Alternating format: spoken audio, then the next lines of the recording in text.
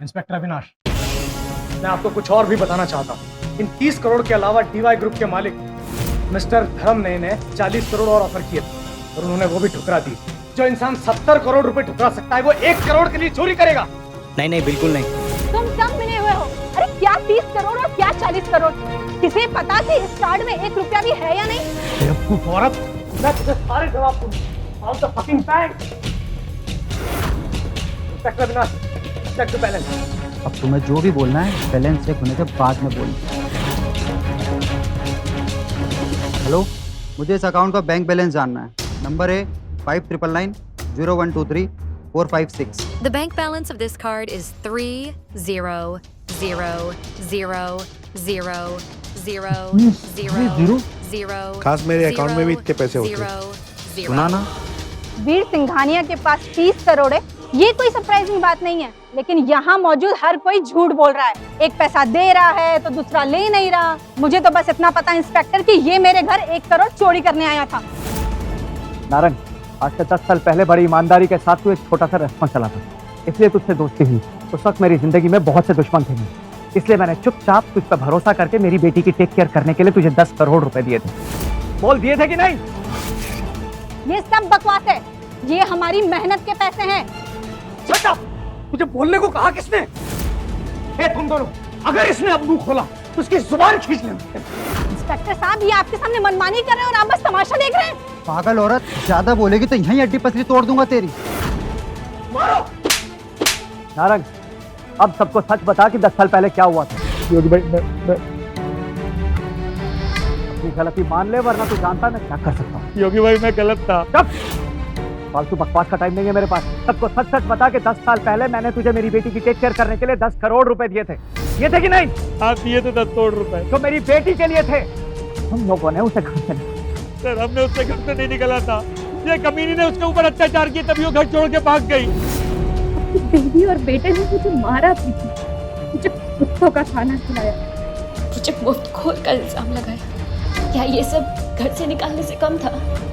ये तो ज्यादती है। तुम लोग कितने बेरहम हो। 10 करोड़ का इंटरेस्ट भी आज की तारीख में 1 करोड़ से ज्यादा होता। और तूने मुझे कहा था कि तेरे पास सिर्फ 1 करोड़ रुपए बचे हैं, जो मेरे थे। मैंने अपने पैसे ही वापस किए और तुम लोग मुझे चोर कहते। योगी भाई मुझे माफ कर दो। जानता हूँ नारंग, तेरा एक बेटा, अगर तू वो करेगा जो मैं चाहता हूँ तो मैं उसकी जान बख्श दूंगा। नारंग, समझदार को इशारा काफी है, तो खुद इस काम को अंजाम देगा। बेबी, ये क्या कर रहे हो बेबी? Inspector please. अब हमारे यहाँ पे कोई जरूरत नहीं है सिंघानिया साहब, चलो। जी सर। छोड़ो छोड़ो, मुझे जाने दो। बेबी, क्या कर रहे हो तुम? ये हाउ डेयर! सारे फसाद की जड़ तू ही है। अगर तूने नैना को 10 साल पहले परेशान नहीं किया होता तो घर छोड़ के नहीं जाती। तुम मुझे दोषी ठहरा रहे हो? सारे फसाद की जड़ तू ही है कमीनी। यहाँ आने से तुझे मना किया था, तू फिर भी नहीं मानी। तू और मैं नहीं मरेंगे तो हमारा बेटा मरेगा। बुज़दिल, कायर आदमी, ये सबके सामने हम ऐसे दिन दहाड़े नहीं मार सकता। तुम्हें मरना है तो मरो, मैं नहीं मरने वाली।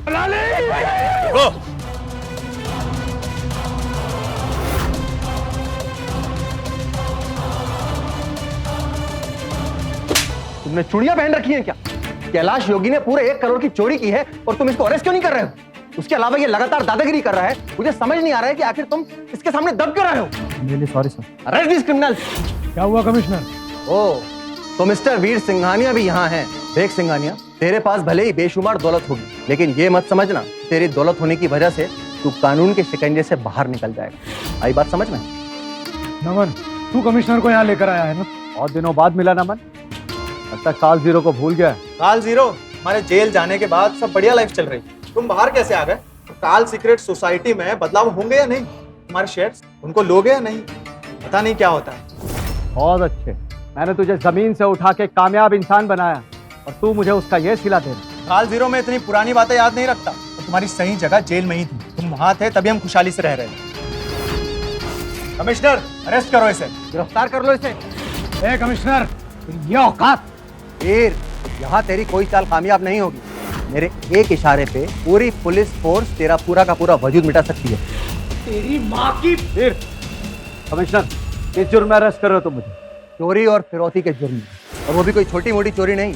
पूरे 1 करोड़ की चोरी की है तूने। उसके अलावा नारंग सर की पूरी फैमिली को मरने पर मजबूर किया। ये सब काफी है तुझे दोबारा जेल की सलाखों के पीछे भेजने के लिए। For your kind information commissioner, ये नारंग पहले ही मान चुका है कि मैंने 10 साल पहले इसे 10 करोड़ दिए और अब मैं उससे अपने उन 10 करोड़ में से सिर्फ 1 करोड़ वापस दे रहा हूँ। अब तुम ही बताओ, क्या ये चोरी और फिरौती का केस? नारंग, क्या काल योगी ने सच में तुम्हें 10 करोड़ रुपए दिए थे? सोच समझ कर जवाब देना। मुझे योगी ने कोई भी पैसे नहीं दिए थे, मेरे ऊपर प्रेशर डाला गया इसलिए मैंने मान लिया। चाचा, अब आप ही हमें बचा सकते हैं। इसने सिर्फ 1 करोड़ रुपए नहीं चुराए बल्कि हमें मरने पे भी मजबूर किया। कानून हमारी मदद करेगा? बिल्कुल करेगा, आपको जरूर इंसाफ मिलेगा। और अच्छे नारंग, मैं सोच रहा था कि तेरे बेटे की जिंदगी बख्श दी, अब इसकी जरूरत महसूस नहीं हुई। देखा देखा आपने कमिश्नर साहब, ये कैसे हमें सबके सामने धमका रहा है। कैलाश योगी, एक बात बता, तू खुद को बहुत बड़ा माफिया समझता है क्या? इसके जैसे गुंडे को तो जेल में ही रखना चाहिए। मोहन, काल जीरो ने तुझे बनाया और तू आज उन्हीं के खिलाफ खड़ा है। उसने मुझे बनाया, लेकिन मैंने भी उसे बहुत प्रॉफिट कमा कर दिया। लेकिन वो सारा प्रॉफिट तेरी जेब में गया। काल जीरो को उसमें से कुछ नहीं मिला। तो इससे बड़ा बेवकूफ तो कोई नहीं। साले हरामखोर! गिरफ्तार कर लो इसे, साथ में इस वीर और नैनो को भी गिरफ्तार करो। जब अच्छे से इन्वेस्टिगेशन होगी तो सारा का सारा सच उगल देंगे। लगता है मैं कुछ ज्यादा ही नरमी से पेश आया। वाह, रस्सी जल गई पर बल नहीं गया। कमिश्नर, अगर ये गिरफ्तारी से मना करे तो इसे गोली मार देना, आगे मैं देख लूंगा। ऑल राइट, गिरफ्तार कर लो इसे। मैं भी देखती हूँ कि काल जीरो को कौन हाथ लगाता है।